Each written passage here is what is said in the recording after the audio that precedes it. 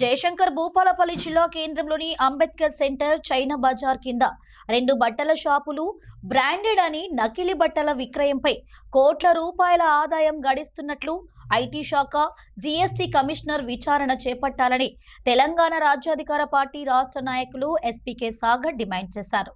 20 సంవత్సరాల నుండి ఎటువంటి అనుమతులు తీసుకోకుండా జీఎస్టీలు కట్టకుండా ప్రభుత్వాన్ని ఐటీ శాఖను మోసం చేస్తూ కోట్ల రూపాయల ప్రజాధనాన్ని బ్లాక్ మనీగా సొమ్ము చేసుకుంటున్నారని ఆరోపించారు.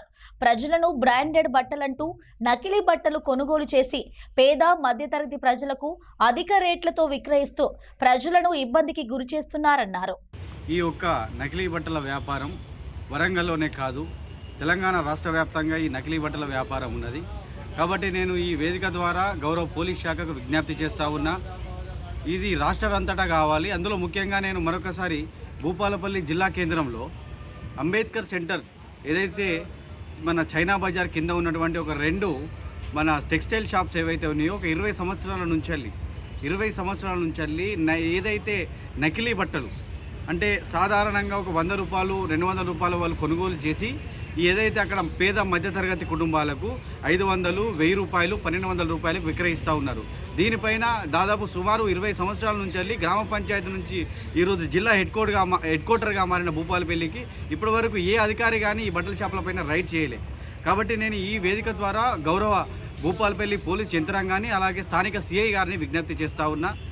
మనము ఇప్పుడు ఈ భూపాలపల్లి నియోజకవర్గంలో ఉన్న పూర్తి ప్రజలంతా సాధారణ మధ్యతరగతి ప్రజలే. కాబట్టి వారు ఒక రోజువారీ కూలీ చేసుకుంటే బతికే వ్యక్తులు.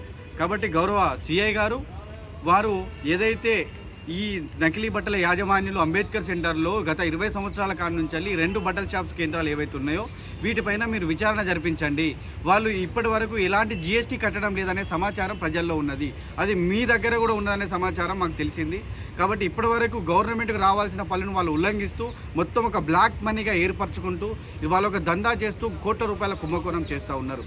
కాబట్టి గౌరవ సిఐ గారు ఈ యొక్క రాష్ట్ర ఆర్డరు, గౌరవ న్యాయస్థానం ఆర్డరు ఒక జిల్లాకే పరిమితం కాదు, ఒక స్థానికంగా ఒక గ్రామానికే పరిమితం కాదు. గౌరవ న్యాయస్థానం ఆర్డరు రాష్ట్ర వ్యాప్తంగా రాష్ట్రంలో ఉన్న ప్రతి మూలకు ఈ ఆర్డర్ పరిమితం.